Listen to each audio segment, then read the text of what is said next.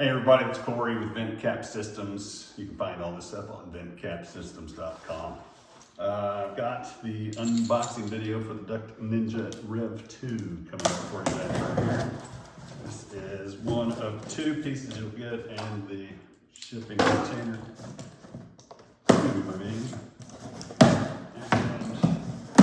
And it's light and small. The problem is those won't fit in this box. Okay. Thank you note, of course.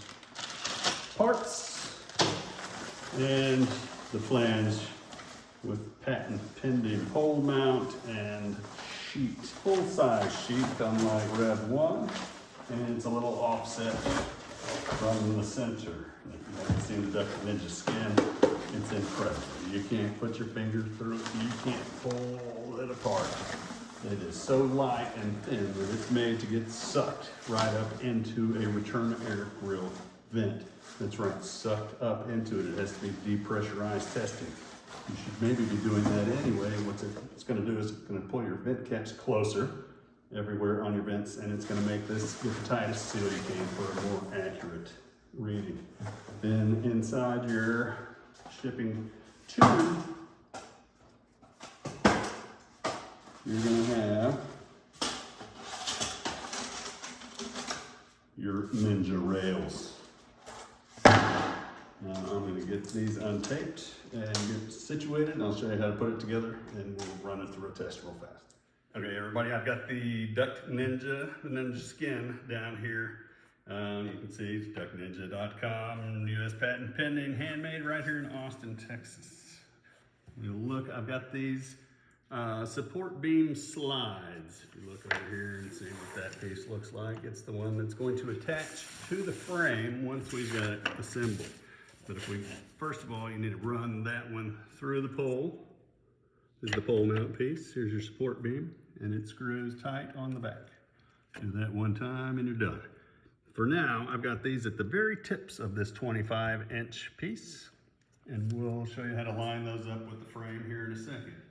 If you come over here, the box is out of the way. We've emptied the bag. We've got 8 clips that are made just to fit on here. And then I've made these corners. You'll look, if you're gonna be taking it apart and putting it back together again, maybe glue those back in there. Maybe I can do that on future rounds. I don't know, but there's a little lip down in there. That's important. So these pieces are gonna come in at an angle, slide in, go underneath that little shelf, and then flatten out and righty-tighty. Now you're gonna do that with 24s at the ends and 30s on the sides. And I'll get back to you with that in here in just a sec. Okay, so we've got one side on here. You just wanna make sure the sides on the other are matching on the opposite side. Again, we're squishing that down in there. We're gonna slide it underneath that little shelf in the corner. And then once it's flat in there, you just tighten it down. That's one side, and we're gonna get another corner and do this shape and then tie them both together.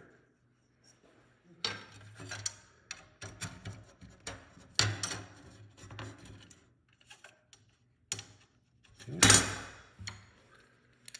And again, you only have to get this assembled one time. While you can take it apart, it's not necessary to. And so I'm pulling these washers in, or the nuts, excuse me, make room underneath the shelf. Righty-tighty. One more corner to go, and the frame is finished. Okay, pause maybe. Okay, now we've got our frame put together, 4 pieces, 4 corners. That's unique to Rev 2. We're gonna come over here and set it inside the sheet, on top of the sheet. And then the slides are gonna come, line this up. We've got a full sheet here, so there's plenty of room and extra. And then these two have the same nuts. And make sure those are through. Push it down, and righty, tighty. There's that one. Now we're just putting this other side on. Once it's matched up, we're gonna righty-tighty those two again. And now we have the support beam attached to the frame. So the only thing that's left to do is attach our pole here, and we'll pick it up, hang the sheet over. If you like, you can come across, and I'd caution you not to do it maybe on the first couple of times, just because you don't want to get it too tight. Remember, we're sucking this super light, super tough, non-rip stuff up into the grill to suffocate it. But if it makes you comfortable while you're messing around, you can clip these custom little C-clips on there to leave yourself a lot of room.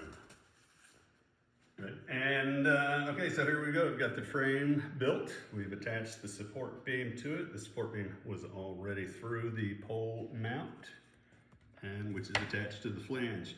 So we're going to put our flex duct on here, and once it's attached, we take our painter's pole. You can use your own, or we're going to have these, which are kick-ass, January 2026. Put that in there and grab an end unless you're using the clips. Pop it up. Ta-da. All right, everybody, we've got the Duct Ninja here set up. It's assembled and attached to our flex duct. And of course the Retrotech 340X. And then I've got my DM32 over here set to go. And again, we're depressurizing, so we're sucking air into it. We want to basically suffocating the duct system. So normally what you're going to do is you're going to have this raised up and in place before you turn on the fan, but I want to show you just how fast and how it actually works. Okay, so here's my fan kicking up. We're going to let it get up a little speed. I'm going to walk over here and aim. And boom. Now if you come up underneath, you can see exactly where that grill is and how it's got this sucked up and into it. And you can see immediately down here, the pressure is climbing. And it gets the same, if not a little bit better than with tape. Okay, just so we're clear, I want to make sure we've had some people who are clear on the fact that you have to depressurize to do it. Now, this flimsy little cloth is not able to hold a pressurized test. You have to depressurize, which will also make your vent cap seal a little tighter, or tape, whichever you're using. But I also wanted to be clear, it has to be a pretty good sized grill too. If, you know, you've got standard flange here, size, what is it, about 12 and a half square. You know, if you're doing a 14, there's not going to be enough room and enough air moving through there to suck this sheet in there for you to seal a 14-inch return. You got to use your brain a little bit. Something about the size of this frame.